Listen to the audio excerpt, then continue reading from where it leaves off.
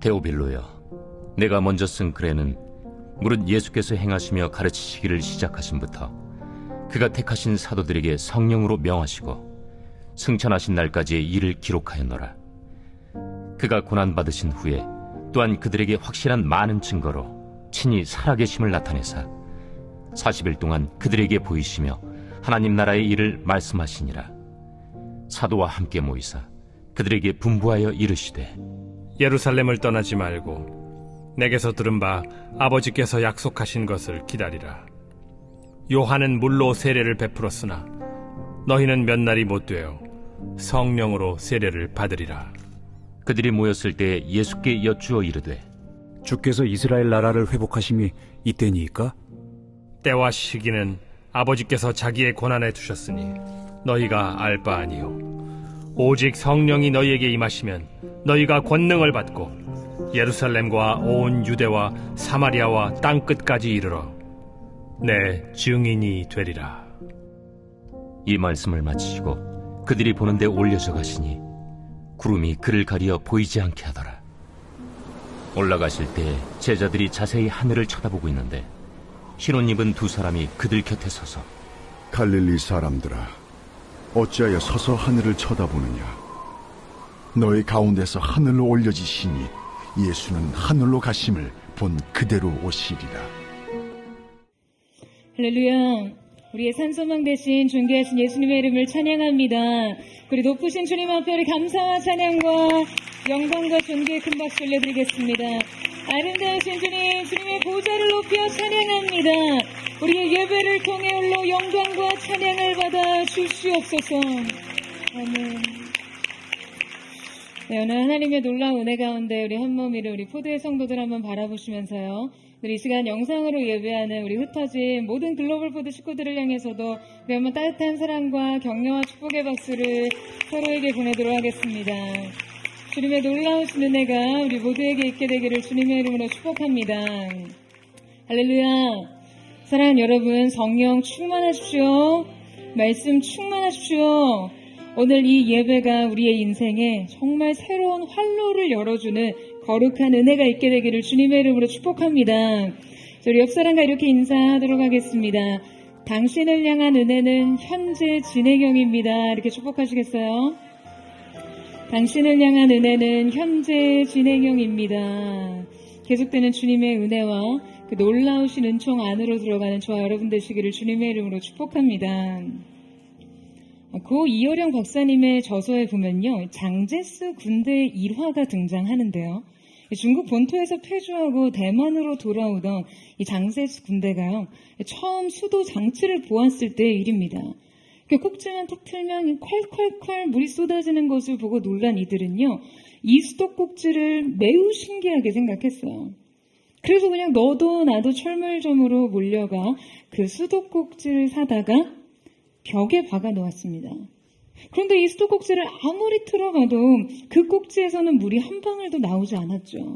그러니까 이후에 이 장사꾼들에게 속은 줄만 알았던 이 군인들이요, 철물점 가게에 쳐들어가서 총질을 해대는 이 웃지 못한 사태가 벌어지고 맙니다. 여러분, 수도꼭지에서 물이 쏟아지는 것은 그 수도가 송수관과 연결되어 있기 때문이죠. 그것이 물을 저장하는 수원지와 연결되어 있기 때문입니다. 그런데 그들은 형태만을 달아놓고 물이 쏟아지기를 기대했어요. 여러분, 이 얼마나 우둔한 일인가요?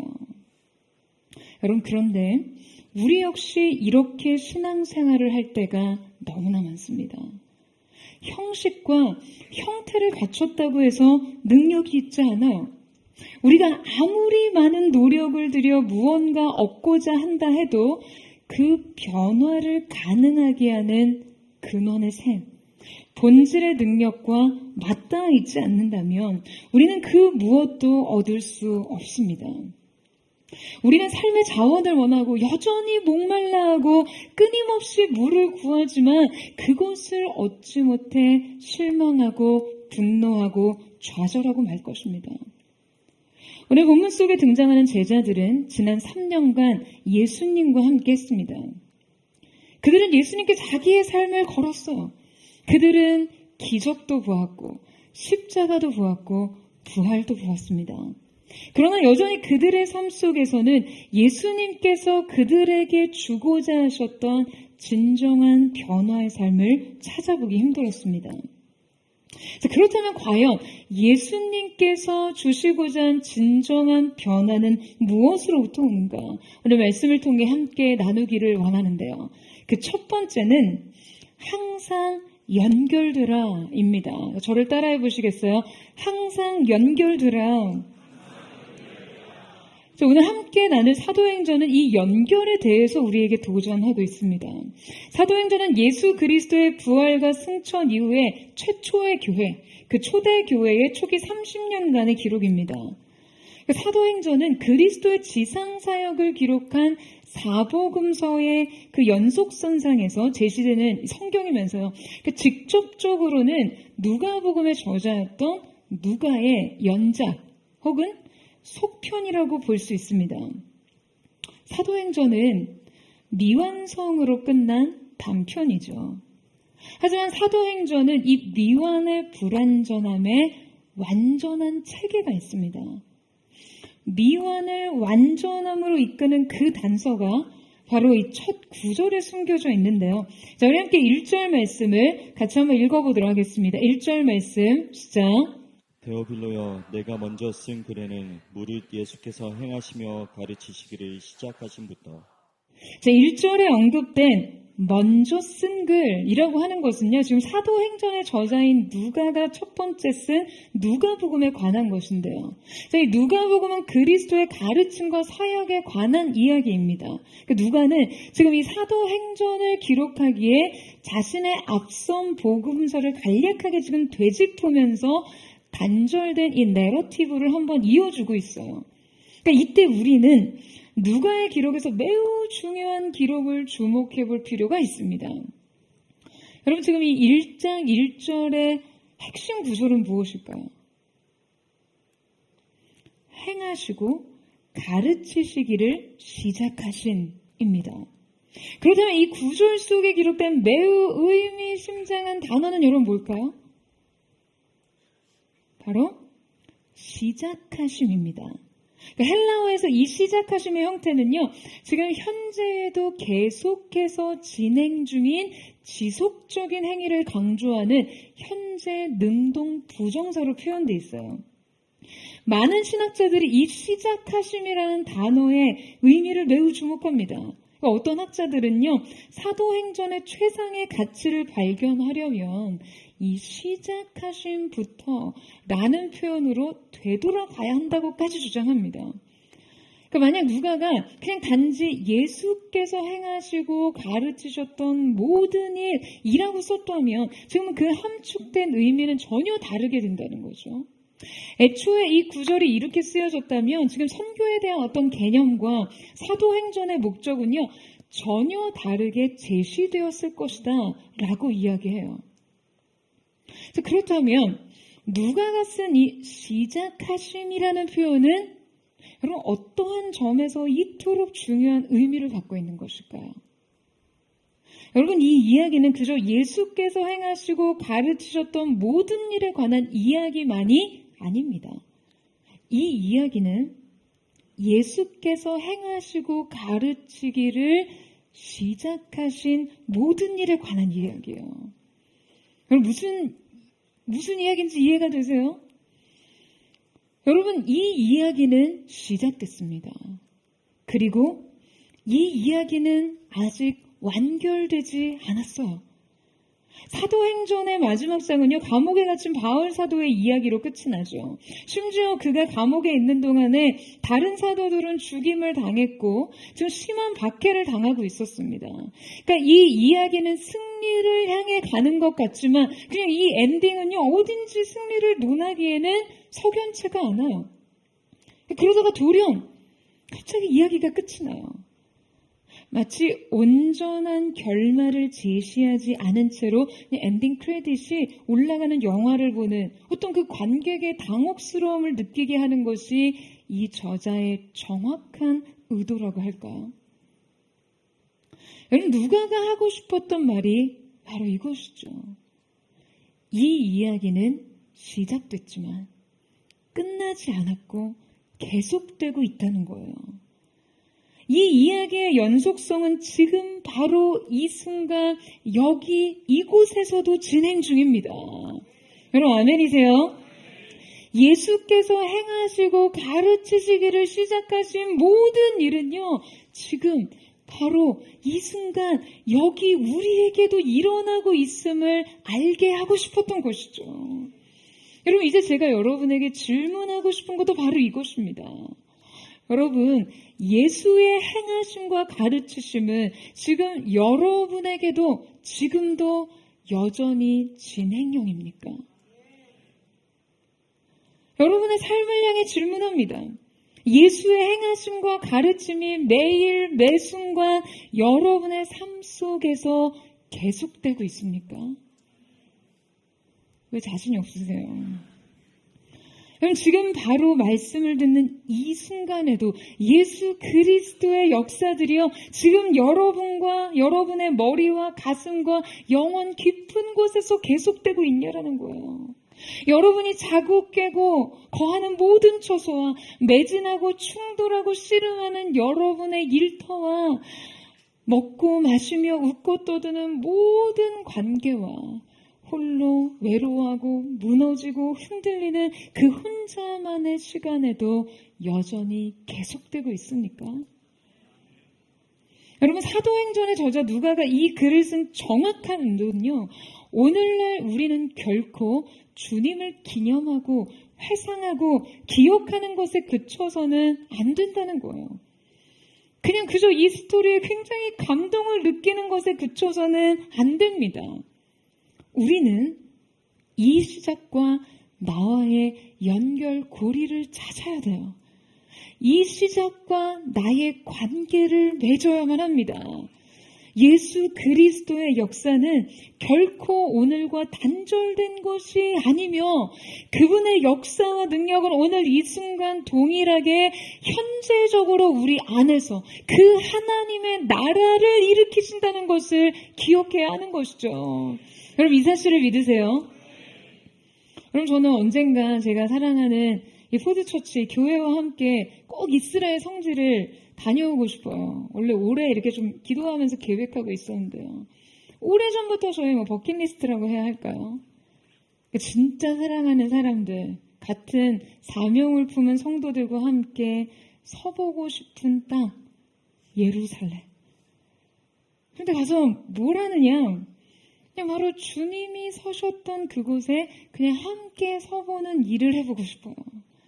주님이 두 눈으로 보셨던 그 바다, 그 언덕, 그 동산에 서서 함께 공기를 마시고 바람을 맞고 싶습니다.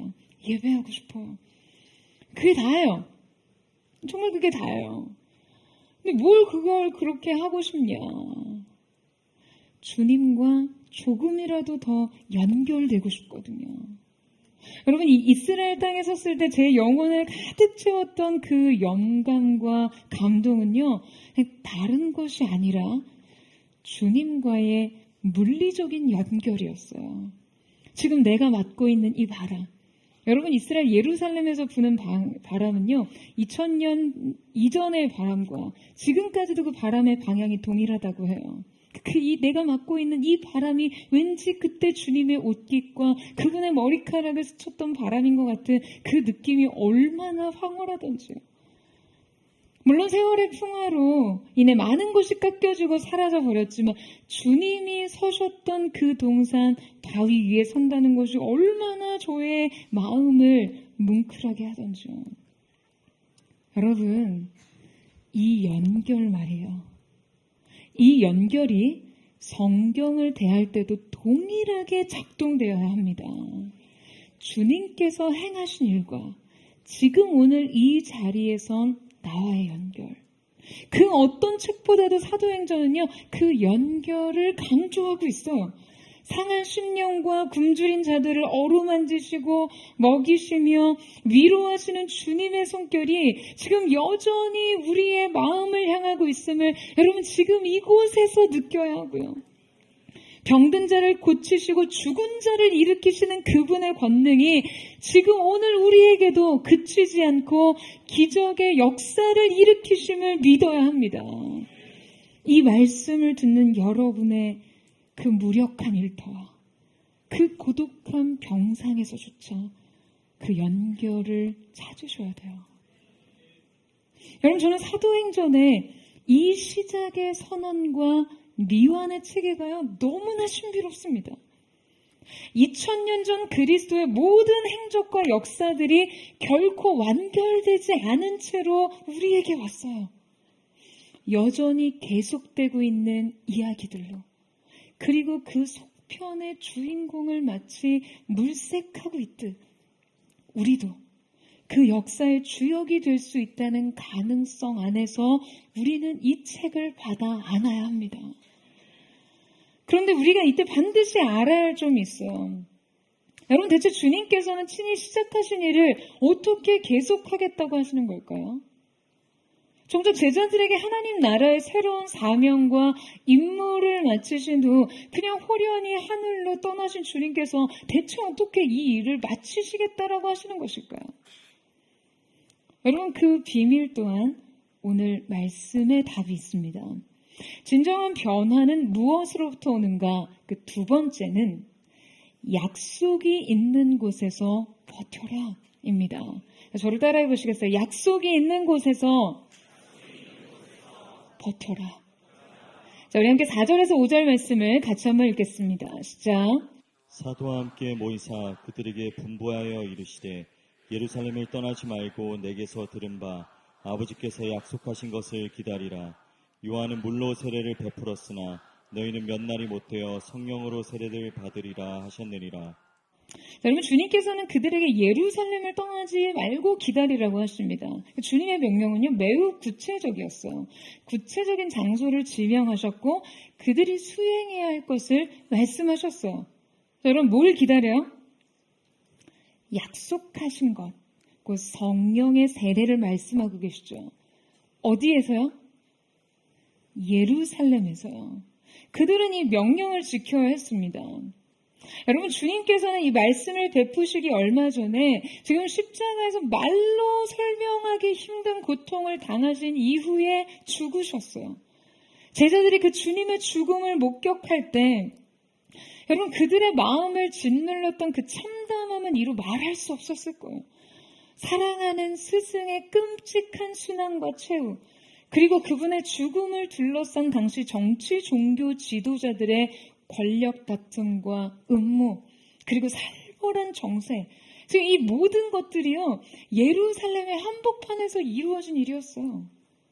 그들은 예수께 자기 삶을 건 자들이었어요. 그들이 그 십자가 아래에서 예수님이 달려 돌아가심을 보면서 여러분, 무슨 생각을 했겠습니까? 그냥 이제 우리는 끝장났다.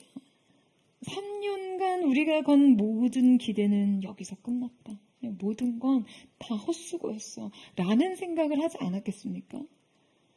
그들의 상실감, 실망, 좌절의 결정체가 그분의 십자가였어요. 그 십자가에 세워진 땅이, 그 십자가가 세워진 땅이 바로 그곳 예루살렘이었습니다. 뿐만 아니라 그 땅은 지금 예수님의 죽음과 부활을 둘러싸며 종교 지도자들의 매우 살벌한 위협이 계속되고 있었어요. 예수님의 다시 사심을 인정하고 싶지 않던 종교 지도자들은 지금 그분의 부활을 은폐하기 위해 거짓 모함과 증거 인멸, 조작, 위협, 그냥 그 무엇이든지 할 수 있었습니다. 그들의 살기가 얼마나 강하면 여러분, 예수를 십자가에 못 박았겠어요. 주님의 죽음 앞에서 제자들은 지금 이 위협이 얼마나 실제적인지를 뼈저리게 느낄 수 있었을 거예요. 그리고 여러분, 무엇보다 그 땅은 실패의 땅이었습니다. 십자가가 그 땅에 세워졌을 때 그들은 모두 3년의 기대, 3년의 동행, 3년의 믿음을 모두 배반한 채로 뿔뿔이 흩어졌어요. 그 땅은 실패의 땅이었어요. 저는 그들이 지금 이 예루살렘에 어디에 있는 한, 어디를 가든 그냥 고개조차 참아 들지 못했을 거라고 생각해요. 그럼 왜요? 그냥 고개만 들면 십자가가 보이는 거예요. 그냥 동네 어귀에서도 그 언덕이 보여요. 눈만 떠도 그 형틀이 아른거립니다. 그 땅에선 어디를 가든 나의 실패와 나의 절망이 내 앞에 있습니다. 바로 예루살렘이 그런 땅이에요. 그랬기 때문에 그들은 그 위험과 위협으로부터, 과거 자신의 실패와 절망으로부터, 그냥 고통스러운 상처와 상실로부터 당장이라도 도망치고 싶었을 거예요. 그런데 주님이 말씀하시죠. 바로 거기에서, 그 십자가가 세워진 곳에서 기다리라는 거예요. 도망가지 말고 기다려. 아파도 지금 선 그곳에서 참고 기다려. 그냥 두려우면 도망치고 자기 실패를 기억나게 하는 것들을 회피하면서 결코 불편한 감정을 느끼게 하는 자리에 서지 않으려고 하고, 그냥 언제라도 옛삶으로 돌아갈 준비를 하고 있는 사람들을 향해서도 주님은 말씀하세요. 너의 예루살렘을 떠나지 말고 아버지께서 약속하신 것을 기다리라고요. 여러분, 주님은 우리에게 때로 아파도 직면할 것을 명하십니다. 사랑하는 여러분, 여러분 각자의 예루살렘은 어디입니까? 그 땅에 실패가 있고 좌절이 있고 아픔도 있지만, 여러분 만약에 그 땅에 약속이 있고 사명이 있다면 여러분 기다리세요. 우리의 인생에서도요, 이 도전에 직면해야 하는 순간들이 있습니다. 두렵다고 달아나지 말고 실패를 보고 뒤로 물러서지 않고 우리의 인생의 예루살렘에 버티고 서야 합니다. 여러분 아멘이세요? 여러분 물론 주님께서요 언제나 이 방식을 택하시는 것은 아니에요. 주님은 때로 우리가 시험 당할 즈음에 피할 길을 내시기도 합니다. 하지만 어떤 경우에는요, 무조건 버티라고 하세요. 어떤 경우에요? 약속이 거기 있을 때요. 사명이 거기 있을 때. 구원이 거기에 있을 때 그렇습니다. 그때는요, 여러분, 버텨야 합니다. 버틸 때 여러분 무엇입니까? 버틸 때 위로부터 능력이 임합니다. 여러분 이 사실을 믿으세요? 여러분 그 권능의 능력이 임하기까지 여러분이 인생의 모든 실패와 실망과 두려움을 압도하는 믿음으로 버티고 견디는 은혜가 있게 되기를 주님의 이름으로 축원합니다. 진정한 변화는 무엇으로부터 오는가? 그 세 번째는 나 아닌 하늘의 원천을 의지하라입니다. 여러분 지금 위로부터 덧입혀지는 능력은 어떤 능력입니까? 여러분 이것은요 여러분 차원의 일이 아니에요. 그냥 하던 일을 다시 하는 것이나 그걸 조금 더 잘하게 되는 것이나 뭐 그런 차원의 일이 아닙니다. 내가 애를 쓴다고 되는 게 아니에요. 뭐 좀 잘해보려고 잘 되는 게 아니에요. 여러분 위로부터 부어지는 그 위로부터 오는 능력을 입는 것은요 나로부터 시작되는 일이 아닙니다. 나로부터 가능한 일이 아니에요. 이것은 전혀 다른 차원의 일이고 전혀 다른 차원의 시작인 것이죠. 그러니까 이 능력을 내 안에서 이루려고 하면 우리 다칩니다. 나는 여전히 그대로인데 막 내가 변하려고 하면요 큰 고통과 아픔이 따라요. D.L. 무디 목사님은 이 자아와 성령과의 관계를 다음과 같이 설명하셨어요. 자, 여러분 여기에 빈 유리컵이 있습니다. 자, 여러분 여기에 이 유리컵에 여러분 뭐가 담겨져 있죠? 넌센스는 아니고요. 이 유리컵에 여러분 아무것도 없는 것처럼 보이지만 눈에 보이지 않아도 공기가 채워져 있어요. 그러면 이 공기가요 우리의 자아입니다. 그러니까 보이지 않아도 성질을 가지고 있어요. 그렇다면 여러분, 지금 이 빈 유리컵의 공기를 다 빼기 위해서는 어떻게 해야 할까요? 어떻게 해야 돼요? 그러니까 무디 목사님의 이 질문에 어떤 성도가, 교인이 이렇게 대답합니다. 간단하죠. 공기 압축기를 컵 위에 딱 붙여서 공기를 빼내면 공기가 없어집니다. 그러자 무디 목사님이 대답했어요. 그러면 유리잔이 깨집니다. 여러분, 우리의 내면은요, 보이지 않더라도 어떤 것으로 가득 채워져 있죠.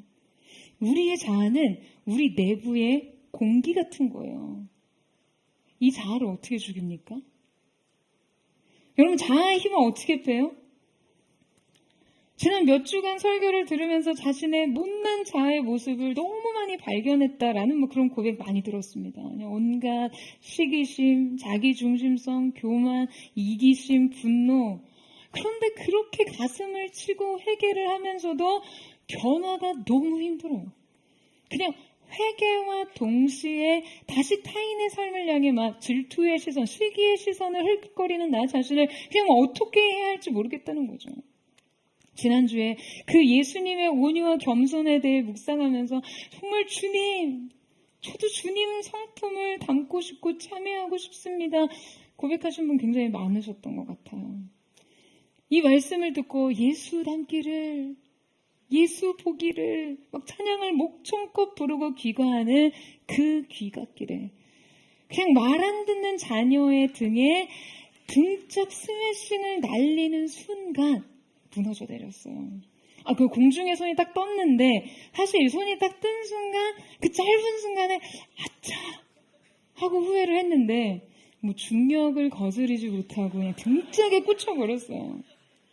이 중력과 죄성이 굉장히 닮은 듯해요. 아들의 등짝이 빨개진 만큼 나의 얼굴도 달아오른 채 그냥 아무도 모르게 눈물을 흘리는 마음으로 귀가했다는 그런 고백을 들었습니다. 그런데 여러분, 그게 우리예요. 우리는 원래 그렇습니다. 그런 우리를 변화시키려니, 지금 그 공기를 빼려니 유리잔이 깨지죠. 변화에 고통이 수반됩니다. 그런데 여러분, 한 가지 답이 있어요.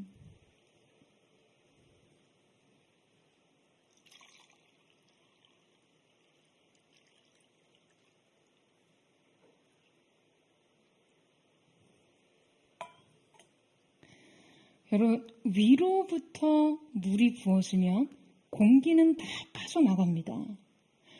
위로부터 채워져야 없어집니다.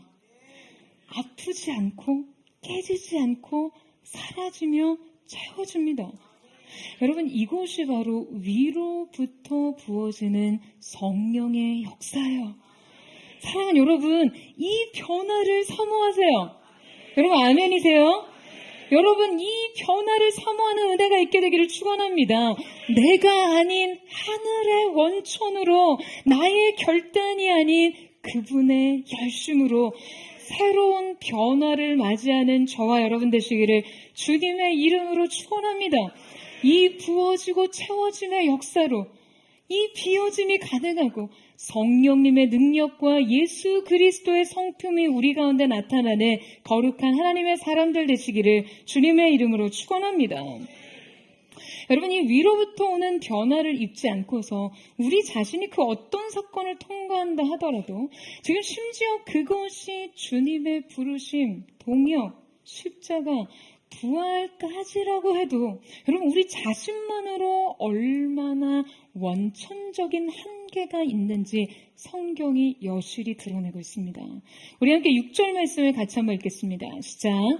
그들이 모였을 때 예수께 여쭈어 이르되 주께서 이스라엘 나라를 회복하심이 이때니까 하니. 진정한 변화는 무엇으로부터 오는가? 네 번째는 불은 성령님이 켜신다입니다. 저를 한번 따라해 보시겠어요? 불은 성령님이 켜신다. 여러분, 예수님이 그들에게 위로부터 올 성령에 대해서 약속하실 때 그들은 주님께 한 가지를 여쭙습니다.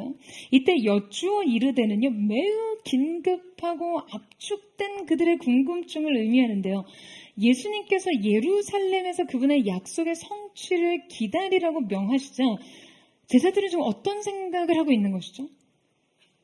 지금 당연히 그들이 고대하던 이스라엘 왕국의 설립을 이야기합니다.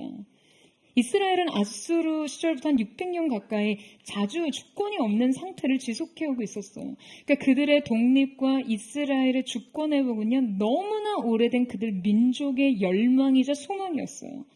그러니까 이러한 주님의 약속은 지금 그들에게 엄청난 희망을 불러일으켰습니다. 기대를 불러일으켰어요.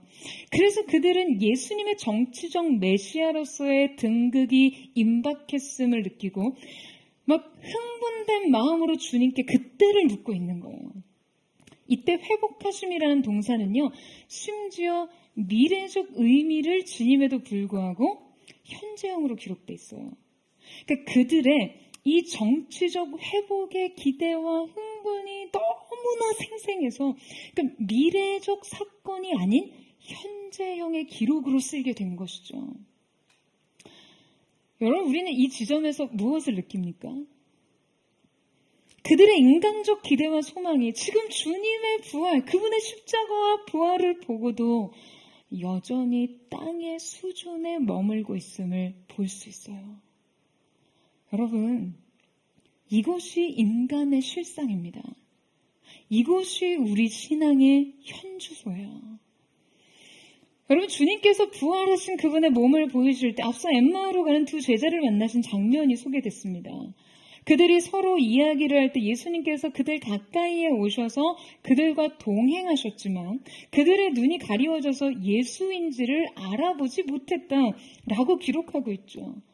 이어서 누가는요, 이 장면을 매우 상세하게 기술하고 있는데요. 우리 함께 누가복음 24장 15절에서 17절에서 21절 말씀을 같이 한번 읽도록 하겠습니다. 시작. 예수께서 이르시되 너희가 길 가면서 서로 주고받는 하는 이야기가 무엇이냐 하시니 두 사람이 슬픈 빛을 띠고 머물러 서더라. 그 한 사람인 글로바라 하는 자가 대답하여 이르되 당신이 예루살렘에 체류하면서도 요즘 거기서 된 일을 혼자만 알지 못하느냐. 이르시되 무슨 일이냐. 이르되 나사렛 예수의 일이니 그는 하나님과 모든 백성 앞에서 말과 일에 능하신 선지자이거늘 우리 대제사장들과 관리들이 사형 판결을 넘겨주어 십자가에 못 박았느니라. 우리는 이 사람이 이스라엘을 속량할 자라고 바랐노라. 자, 여러분, 이때 부활하신 예수님은요, 좀 그들에게 직접 자기 몸을 보이셨어요. 그러나 그들의 눈이 가리워져 주님을 알아보지 못합니다. 그리고 정작 주님의 십자가와 부활에 대해서 이야기를 하고 있죠. 하지만 성경은 그들이 여전히 슬픈 빛을 띄었다라고 기록합니다. 그들의 마음은요, 슬픔에 점령되어 있었어요. 점령됐어요. 더욱이 우리는 이 사람이 이스라엘을 속량할 자라고 바랐노라라고 말하고 있습니다. 이때 바랐노라고 하는 말은 과거 시제로 기록되어 있어요. 그러니까 어떤 의미일까요, 여러분? 그들이 가지고 있던 이 기대와 이 희망은 이미 완전히 좌절된 거죠. 그들이 그리스도에게 바랬던 그 모든 인간적인 희망은 다 무너졌습니다. 그들의 믿음 또한 마찬가지였고요. 주님의 부활은 그들에게 어떤 의미로도 다가갈 수 없었습니다. 주님이 그분의 구원의 완성을 이루셨다는 것이 그들에게 어떠한 기쁨과 소망도 될 수 없었던 것이죠. 여러분, 지금 이 제자들의 모습이 바로 오늘 우리의 모습 아닙니까? 여전히 우리가 슬퍼하는 이유, 우리가 실망과 좌절을 경험하는 이유, 우리가 무능한 이유가 바로 그들과 닮아있지 않습니까? 주님이 우리 곁에 와서 함께 걷고 계심에도 불구하고 우리는 그분을 알아볼 수 없습니다. 지금 주님의 죽음은 부활로 완성됐음에도 불구하고 우리는 기쁨과 승리를 누리지 못해요. 우리는 여전히 주님을 알아보지 못하고 주님과 연결되지 못하고 주님을 이해하지 못합니다. 십자가도 보았고 부활의 소식도 들어서 알지만 왜 그런지 그냥 살면은요 뚜렷한 변화가 없어요. 여전히 삶도 버겁고 고난도 이해할 수 없고 사명도 감당하지 못합니다. 무기력, 무능력, 낙심과 패배주의, 좌절과 소망 없음, 이것이 바로 우리의 모습이죠. 하지만 이때 그들에게 변화가 일어납니다. 주님께서 그들에게 구약으로부터 예언된 약속의 성취에 대해서 풀어주시죠. 그들 안에 진정한 이해가 열리기 시작했는데요. 자, 누가복음 우리 31장 32절 말씀 같이 읽겠습니다. 시작. 그들의 눈이 밝아져 그인 줄 알아보더니 예수는 그들에게 보이지 아니하시는지라. 그들이 서로 말하되 길에서 우리에게 말씀하시고 우리에게 성경을 풀어주실 때 우리 속에서 마음이 뜨겁지 아니하더냐 하고. 자, 여러분, 그들은 어느 순간 보지 못했던 것을 보았고 좀 어디에서부터 비롯된지 모를 그 마음의 뜨거움을 느꼈어요. 예수님이 있고 없고의 차이가 아니었습니다. 예수님은 지금 이미 그들과 함께 걷고 계셨으니까요. 그렇다면 이 이해의 차이는 어디에서 비롯된 것일까요? 여러분, 이것이 바로 성령의 역사입니다. 여러분, 그들은 주님과 함께 했고 그분을 사랑했고 그분을 따랐고 그분의 말씀을 듣고 그분과 떡을 뗐고 그분의 사역을 지켜봤음에도 여전히 이해하지 못했고 보지 못했고 깨닫지 못하던 것이 있었어요. 그들은 아직 준비되지 않았어요. 그들은 주님을 사랑했지만 그들의 사랑엔 참된 능력이 없었습니다. 주님의 말씀을 듣고도 그분의 목적과 뜻을 이해할 수가 없었어요. 여러분, 이것이요, 오순절 이전의 제자들의 상태입니다. 이것이 성령의 능력을 입기 전 인간의 실상이에요. 여러분, 본래 하늘과 땅은요, 차원이 다릅니다. 마치 전도체 아닌 물질의 전류가 통과할 수 없듯이 여러분, 하늘의 일은 땅에 이해할 수 없어요. 우리는 우리의 이해의 방식, 그 상식으로 하나님의 목적과 뜻을 받아들일 수 없는 존재들입니다. 하지만 성령의 역사가 땅에게 그 하늘의 비밀한 것을 풀어주시며 여러분, 우리는 그제서야 위로부터 오는 능력을 덧입게 되는 것이죠. 여러분, 전기가 공급되는 방식을 이해하고 계세요? 우리가 이 아이들이 좋아하는 장난감에 만약에 이렇게 전류를 공급하고자 한다고 생각해 보세요. 그때 우리가 이 경적을 울리며 달리는 기차놀이, 이 장난감을 움직이게 하기 위해서 직접 에너지가 발생하는 그런 발전소에 연결을 시도할 수는 없잖아요. 우리가 살고 있는 이 도시 주변에 여러 가지 발전소들, 수력, 화력, 원자력 혹은 신생 에너지 발전소 같은 곳에서 수백만 볼트의 전기를 만들어내고 있습니다. 그 발전소에서 이 도시로 전기를 보내죠. 하지만 발전소에서 생성된 수백만 볼트의 전류를 여러분 직접 아이들의 장난감 기차에 연결시켰다가는요, 여러분에겐 아마 그날 슬피 울며 일을 가는 일이 일어날 거예요. 왜요? 엄청난 전력으로 인해 장난감 기차는 그냥 다 타버리고 말 테니까요. 이때 반드시 수백만 볼트의 전기를 작은 장난감 기차의 엔진에 맞게 전압을 낮추어 공급하는 기능이 필요합니다. 발전소와 도시를 연결하는 변전소나 가정이나 기기에 장착된 어떤 변압기가 그런 것이죠. 이 변압기가 필요한 수준에 맞도록 전압을 분배해 주는 거예요. 여러분, 우리 안에 성령님께서는요, 바로 이 하늘의 두나미스, 그 하늘의 권능을 각자의 수준과 이해 방식에 맞게 혹은 기질과 성향에 맞게 또 우리의 사명에 필요한 분량에 맞게 나누어 주십니다. 이해의 눈을 뜨게 해주시고 의미를 부여해 주시고 하늘의 뜻을 해석해 주세요. 이 연결과 공급 안에서 그냥 우리는 축축폭포 경적을 내고 움직일 수 있는 거예요. 사랑하는 여러분, 우리의 인생의 불은 성령님이 켜십니다. 여러분, 이 불이 켜져야 우리는 움직이고 일하고 어디든 가고 안전하게 멈출 수도 있는 것이에요. 뿐만 아니라 우리는 이 권능 안에서 우리가 결코 할 수 없는 것을 할 수 있습니다.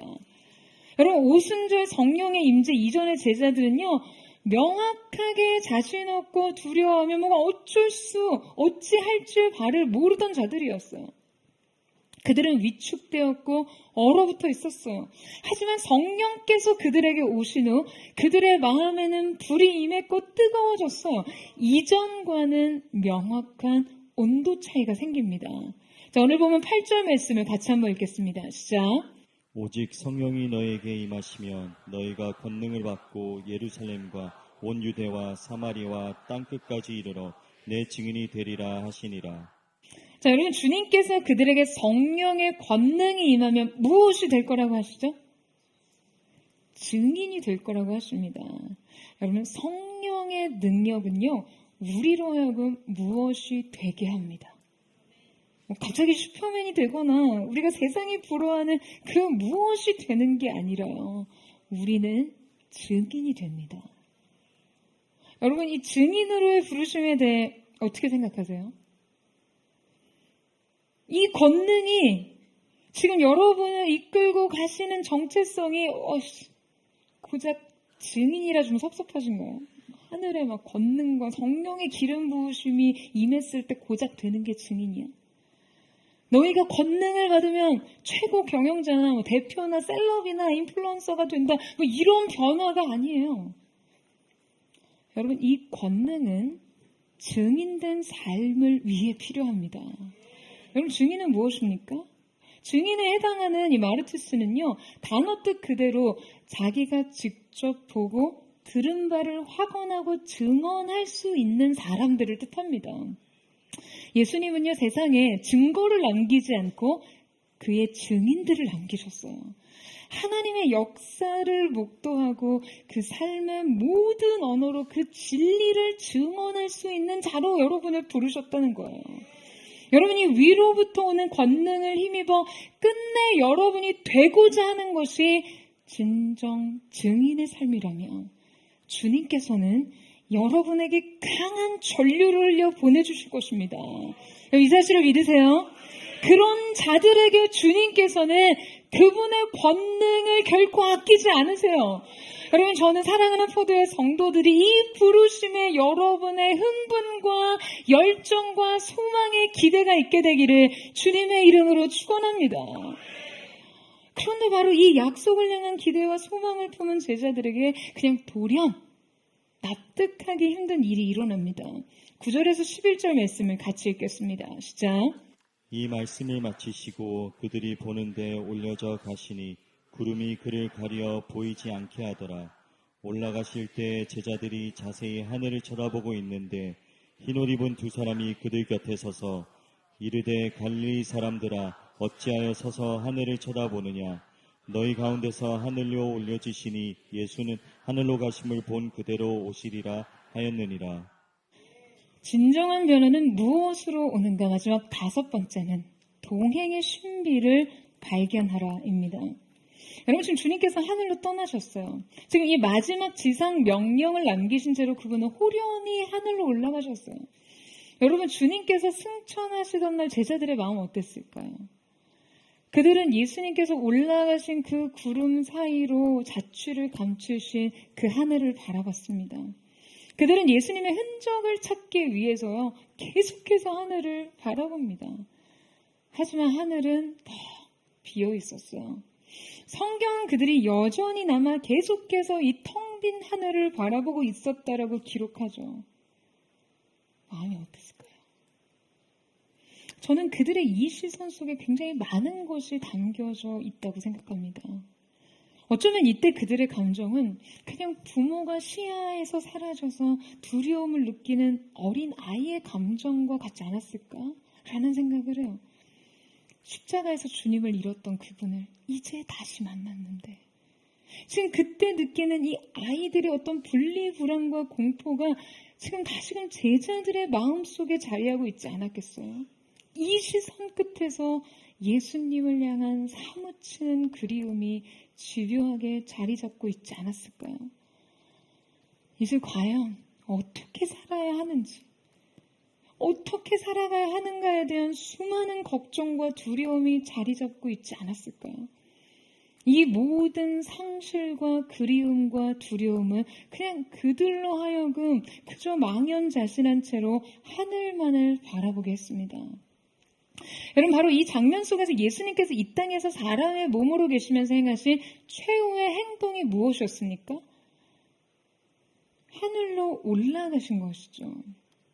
사라지신 것이 아니라 자취를 감추셨습니다.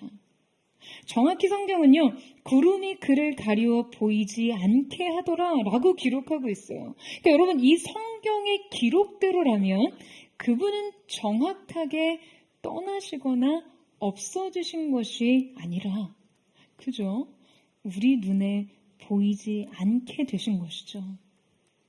여러분, 주님의 승천은 이 지상에서 그분의 떠나심을 의미하기보다는 잠시 가리워짐을 의미할 수 있습니다. 아우구스의 표현대로 당신은 우리 눈앞에서 승천하셨고 우리는 돌아서서 슬퍼했지만 우리의 마음 속에서 당신을 발견했습니다. 라고 한 것처럼요. 주님은 구름 사이 그 자취를 숨기셨을 때 이곳을 완전히 떠나신 게 아니라 언젠가 어디선가 다시 그 모습을 보이실 것을 그냥 암시하시기라도 하는 것처럼 말이죠. 그리고 주님이 호련히 모습을 감추신 후 그들의 마음이 무너져 내릴 것을 알기에 주님의 부재가 그들에게 어떤 상실과 허전함일지를 알기에 그분이 이 땅에 계시지 않음이 어떠한 두려움일지를 알기에 지금 가려진 구름 사이 두 사람을 보내어 메시지를 주고 계십니다. 얘들아, 곧 다시 올게.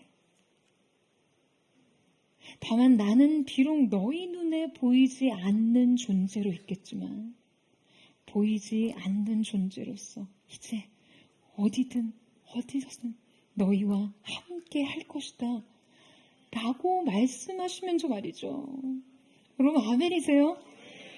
여러분, 필리면 씨는 예수님께서는 자리를 비우신 것이 아니라 오히려 위장하고 계신다라고 말했어요. 우리의 일상 구석구석, 우리의 삶 구석구석에 그분이 자신의 현존을 지금 어떠한 방식으로든 숨기고 계신다는 거예요. 그 발견의 몫이 우리에게 있습니다. 여러분, 보이지 않는 존재로서 주님은 우리 곁에 계십니다. 그럼 어떤 방식으로요? 성령님을 통해서 말이죠. 지금 이 순간 이곳에 임재하신 성령님이 바로 그분의 현존이에요. 여러분, 아멘이세요? 구름 사이로 자취를 가리신 주님을 비록 볼 수 없고 만질 수 없고 들을 수 없지만 주님은 더 나은 방식으로 우리와 함께 하시기를 택하셨습니다. 성령의 임재를 통해서 말이죠. 예수님은 물리적인 공간과 시간 속에 계셨어요. 그러나 여러분, 이것은 언제 어디서나 공간의 제약을 받지 않으시고 우리와 함께 하기를 원하셨던 예수님 그분의 선택이었어요.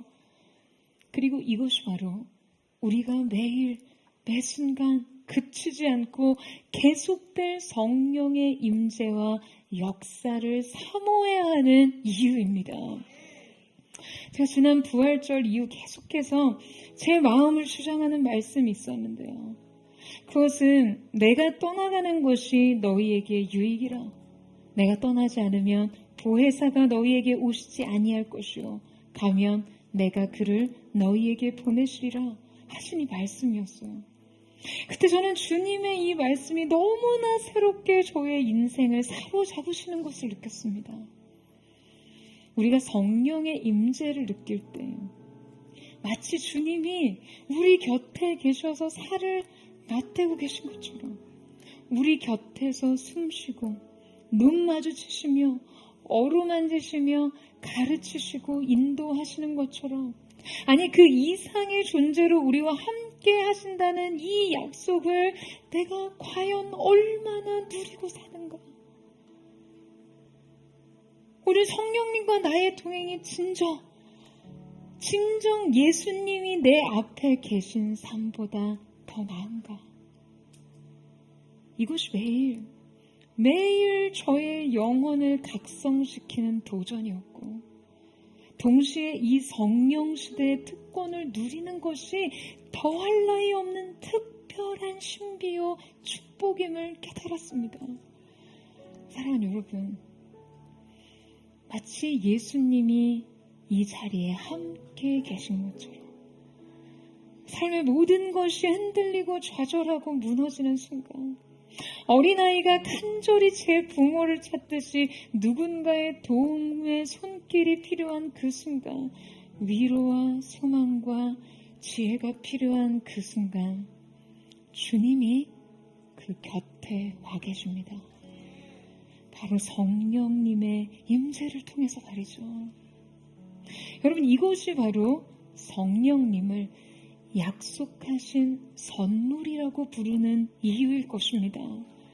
예수님이 우리에게 남기신 더 유익한 이 동행의 신비를, 예수님께서 그분의 몸으로서 우리와 함께 계시는 그것보다 훨씬 더 완전한 이 동행의 신비로, 주님께서 우리에게 기대하신 진정한 변화의 삶으로 나아가는 은혜가 오늘 사랑하는 포도의 성도들, 저와 여러분 가운데 있게 되기를 주님의 이름으로 축원합니다.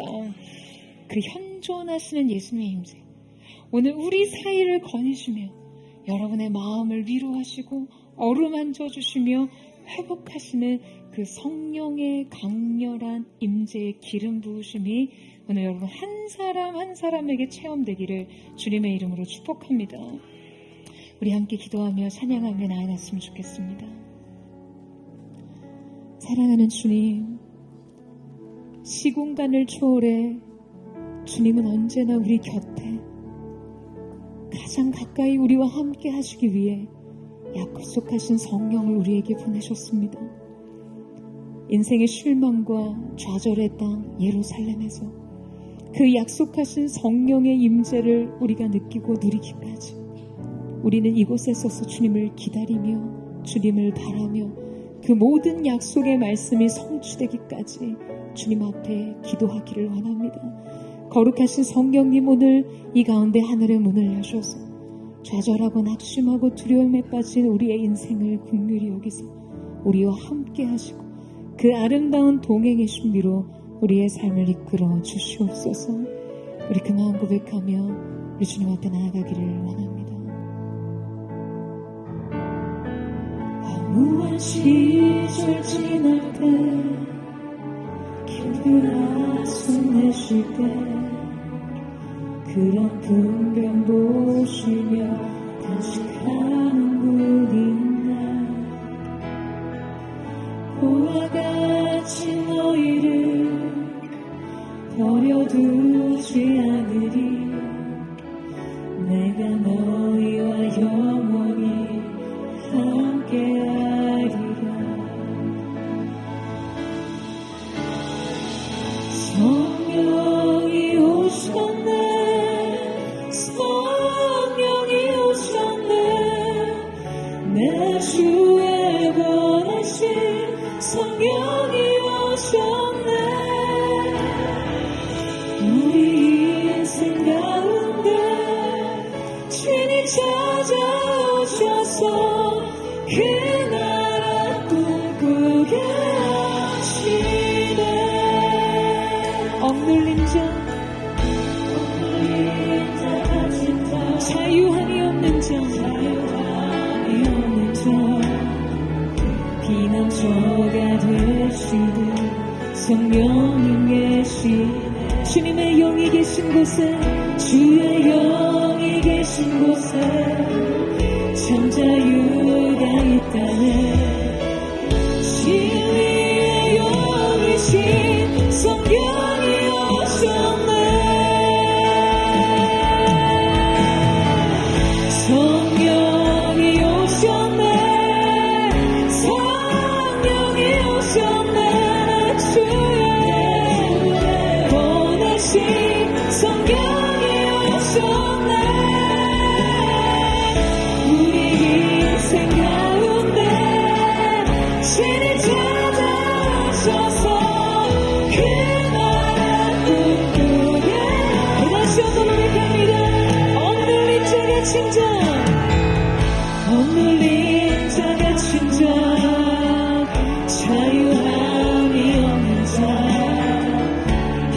저가 되시는 성령님 계신 주님의 영이 계신 곳에 오늘 우리 가운데 참된 자유를 주신 주님을 바라보며 나아갑니다. 거룩하신 진리의 성령님, 우리가 주님을 환영합니다. 할렐루야. 성령이 오셨네, 성령이 오셨네, 주의 보내신 성령이 오셨네. 우리 인생 가운데 찾아오셔서 그 나라 꿈꾸게 주시며 성령이 오셨네. 성령이 오셨네. 성령이 오셨네. 주의 보내신 성령이 오셨네. 우리 인생 가운데 찾아오셔서 그 나라 두 손 높이 들고 성령님을 초청하며 성령이 오셨네. 할렐루야. 주님 오늘 하늘의 문을 여시고 거룩하신 성령을 부어주시옵소서.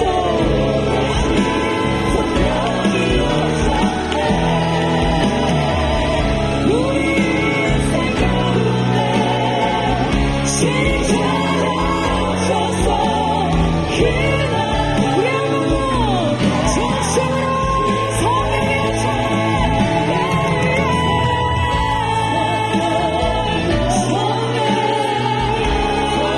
성령이 오셨네.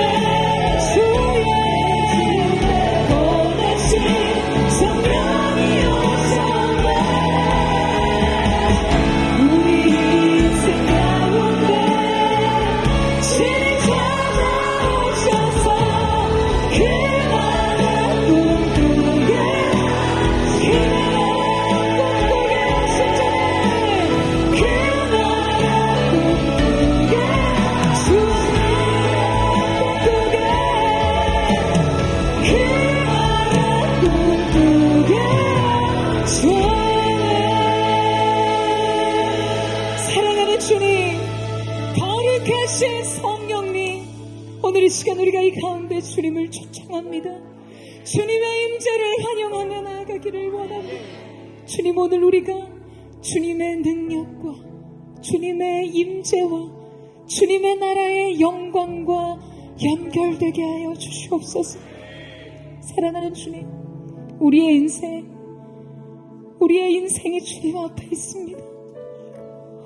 오늘 우리의 삶이 주님의 영광과 접붙임 되게 하여 주시옵소서.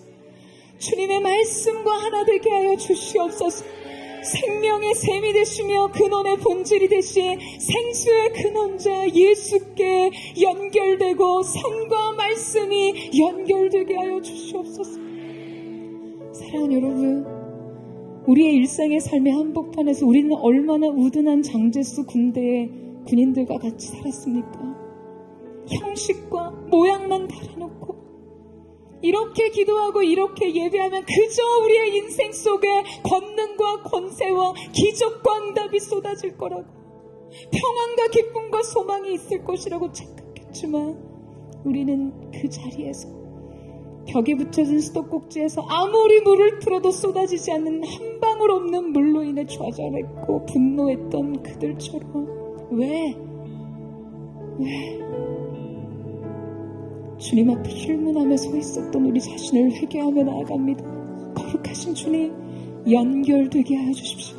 생수의 근원 되신 주님과 연결됨으로 우리의 삶 속에 주님이 흘려보내시는 생수의 강, 성경에 이른 것 같이 그에서 생수의 강이 흘러넘치리라. 예수께 연결된 삶으로, 말씀의 능력과 연결된 삶으로 하늘과 땅이 연결된 시간이 오늘 이 시간 우리 가운데 시작되게 하여 주시옵소서. 전심으로 주여 부르짖고 우리 예수님의 동성으로 기도합니다.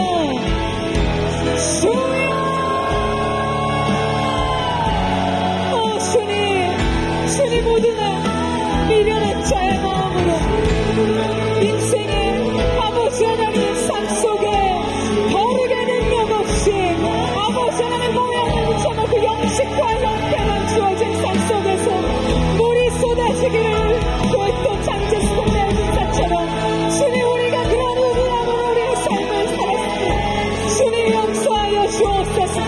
생수의 근원 대신 생 곁에 숨겨진 나무와 같이 우리의 인생의 뿌리를 주님께 내리게 하시고 말씀 위에 뿌리내는 삶으로 성령님께 연결된 삶으로 하늘과 땅이 연결된 삶으로 주님과 연결되게 하여 주시옵소서.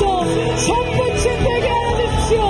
그 나라와 권세와 영광과 전부침으로 우리의 삶 속에 주님의 권세와 권능과 기적의 응답이 주어지게 하시고 우리가 그 두명 있음 성령의 능력 위로부터 부으시는 능력으로 힘입어 주님 앞에 나아가는 시간 될 수 있도록 주여 역사하여 주시기를 원합니다. 주님을 원합니다. 주님을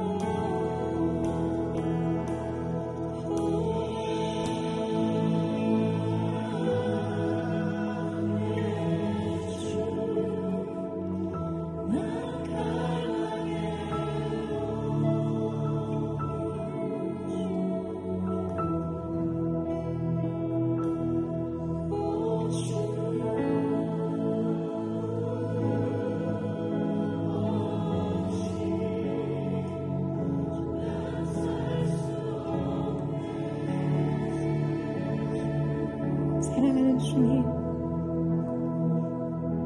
인생의 변화를 꿈꿨지만 우리의 결단은 우리에게 실망을 남겼고, 그 수많은 결심과 결단의 자리에서 우리는 더 깊은 좌절을 경험했습니다.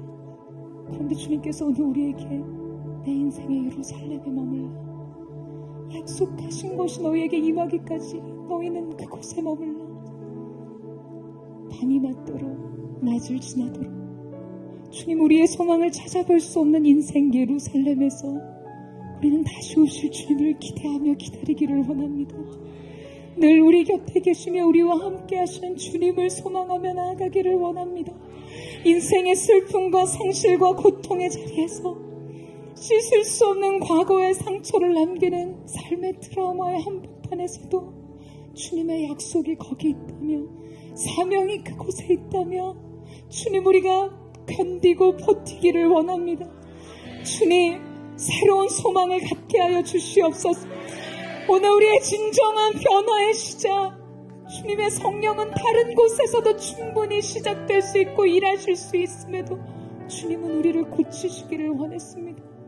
예수의 십자가를 보는 것이 고통이 되지 않도록, 그저 나의 실패만을 떠올리는 곳이 아닌 새로운 성령의 시작, 우리의 인생의 회복과 확장을 향해, 그리스도의 증인된 삶을 향해 그 자리, 그곳 도망치지 마. 도망치지 마. 두려워도 그곳에서 나를 바라보라. 내가 너와 함께 할 것이다 말씀하시는 주님의 약속 때문에 그 모든 실망과 좌절과 두려움을 압도하는 믿음과 소망으로 주님을 향한 새 사랑으로 그곳에 서기를 원하오니, 거룩하신 주님, 오늘 인생 예루살렘에 서서 약속하신 주님의 구원을 기다리는 하나님의 사람들에게 거룩한 회복의 영광이 임하게 하여 주시옵소서. 주님은 우리의 소망이십니다. 주님으로부터 우리의 삶이 다시 시작되게 하여 주시옵소서. 전심으로 주님 바라보며 주의 말씀을 읽고 기도합니다. 주여, 존귀하신 주님, 인생의 밤이다. 우리의 인생 광명한 아침의 햇살 속에서 우리가 주님을 바라보기를 원하는 인생 예루살렘을 떠나지 않고 약속이 있는 곳이라, 구원이 예정된 곳이라며, 주님의 말씀과 사명이 있는 곳이라며 버티고 견디어 약속하신 말씀이 이루어지는 주님에게 목하신 주님의 선물을 얻기까지 우리가 그곳에 서기를 원합니다. 거룩하신 주님, 우리 안에 긍휼을 넣어주시고 소망 되신 주님을 서게 하여 주시옵소서. 인생의 좌절과 실패와 실망, 모든 두려움, 모든 슬픔, 예수님의 십자가로 인하여 깨어져 있지어다. 내가 너의 기억을 새롭게 하리라. 너의 과거의 경험을 새롭게 하리라. 두려움, 아픔, 말할 수 없는 비참함, 그 한복판에서 우리 주님이 주시는 새로운 선물, 위로부터 덧입혀지는 능력으로 우리가 내가 주인공 됐습니다.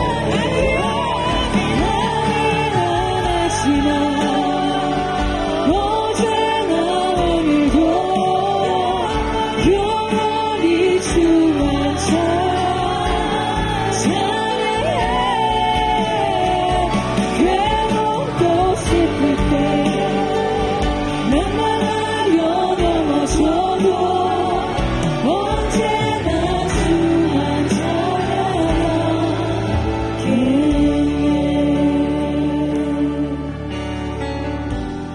나의 소망 되신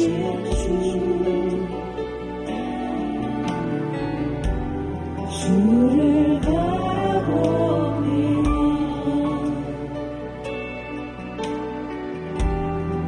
다시 오실나요 예수.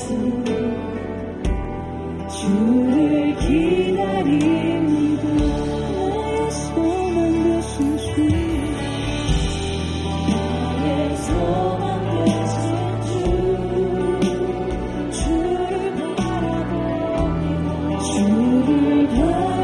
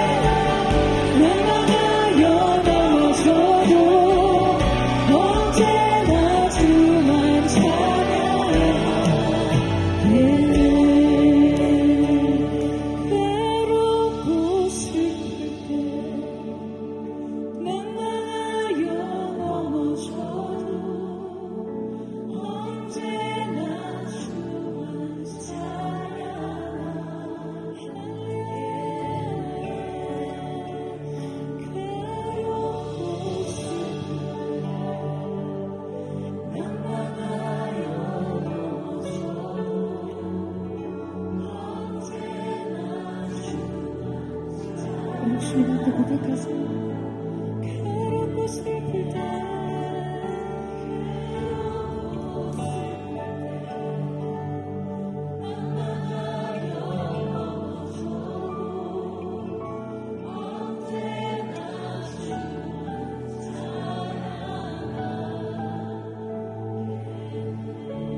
사랑하는 주님 보십시오.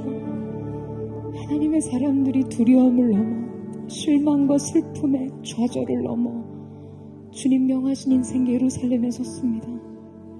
예루살렘이 아니고서는 시작할 수 없는 유대, 사마리아 땅끝으로부터는 시작할 수 없는 우리 인생 가장 비참했던 고통의 장소로부터 지울 수 없는 슬픔의 상처로부터 잊고 싶지만 잊을 수 없는 과거의 아픔으로부터 주님은 새로운 회복을 명하셨습니다.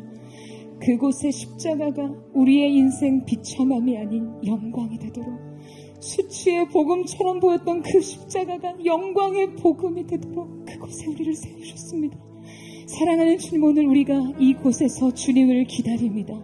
거룩하신 성령의 임재를 기다립니다. 우리의 결단으로 가능하지 않았던 하나님의 열심, 하늘의 권능의 도나미스, 성령의 역사를 사모하며 나아갑니다. 성령님 기름 부어 주시옵소서. 우리의 인생 예루살렘에 임하셔서 우리의 삶 예루살렘에서 유대로, 유대에서 사마리아로 땅끝을 향해 가는 증인의 삶으로 분명히 목격한 것이 있고 들은 바 있는 주님을 체험한 신앙인으로 살게 하여 주시옵소서. 그 전심으로 성령님의 인재를 구하며 주여 세 번 외치고 기도합니다.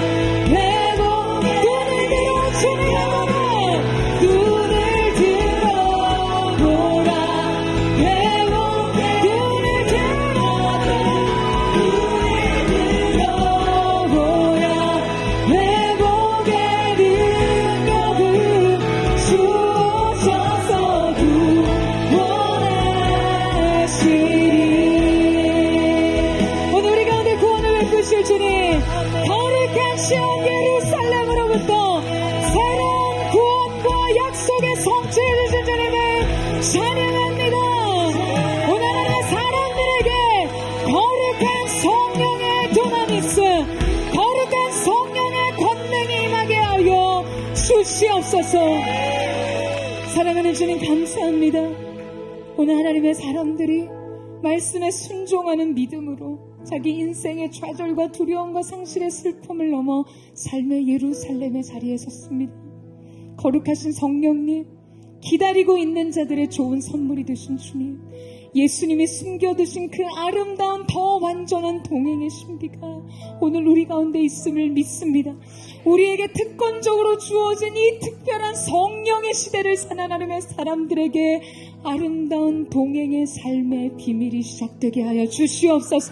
성령님을 피부로 느끼며 성령 안에서 이루신 그리스도의 사역에 동참함으로 예수 그리스도의 영광의 복음의 증인되게 하여 주시옵소서.